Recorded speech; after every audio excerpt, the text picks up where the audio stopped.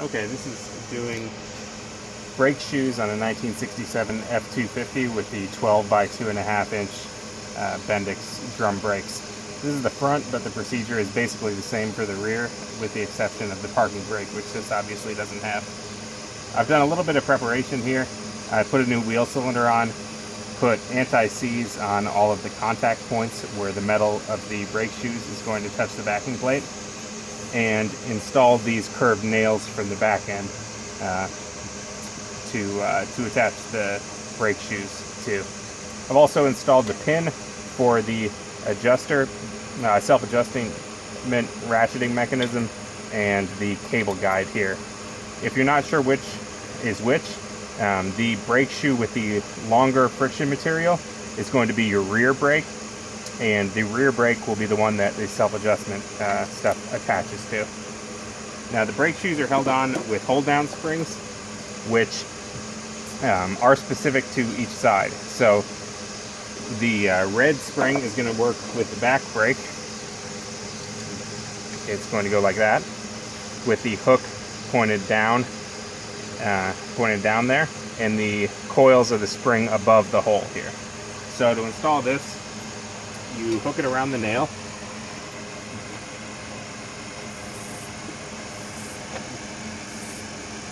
and position the brake shoe. Get the brake shoe in position here.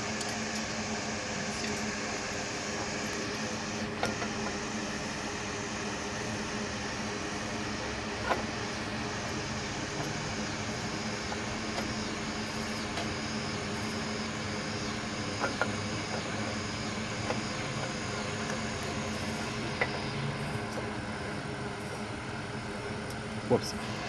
Put it in the wrong place. Goes down here.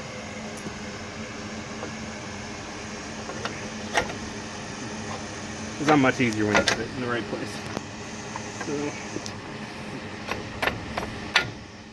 we'll get this into place where the where this coming from the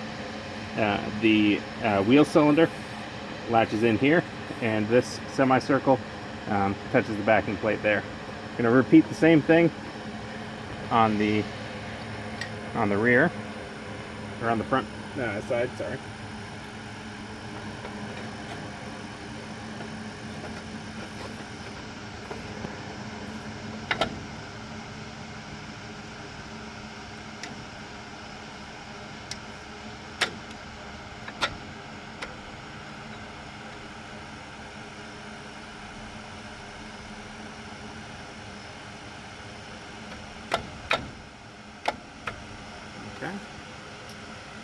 Then we're going to install the spring that holds the two brake shoes together at the top. On the front brakes, it has this curve in it, which is meant to match this this shield here. On the rear brakes, this is just a straight spring.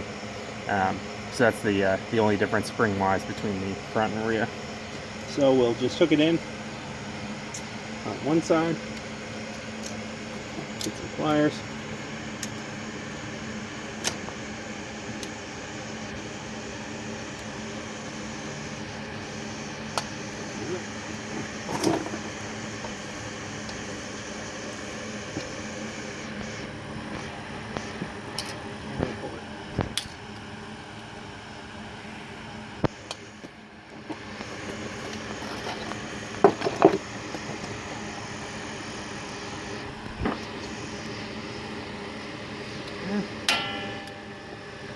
So now we can feed the self-adjuster spring and cable into position. This is going to go underneath the nail here, around the cable guide, and over here.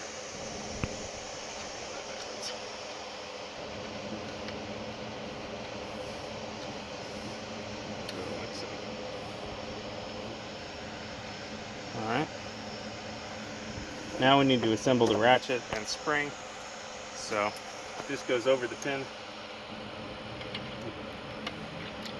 So the ratchet pawl has a hole here, and then you slide it into the slot to lock it in, and then you pull the spring up and above the ratchet pole.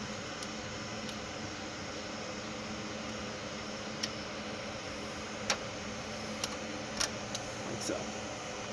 Okay. Pulling this up, you can connect the cable like so. Alright. Going to install the bottom spring here.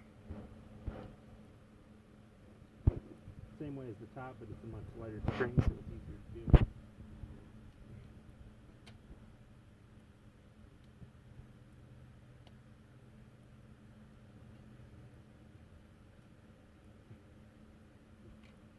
It's easier without the cable.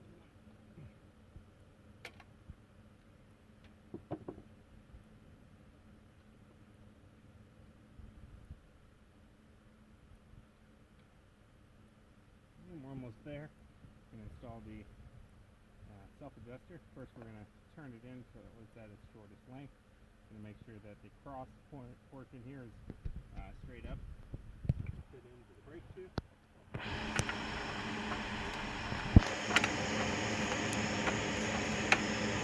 And then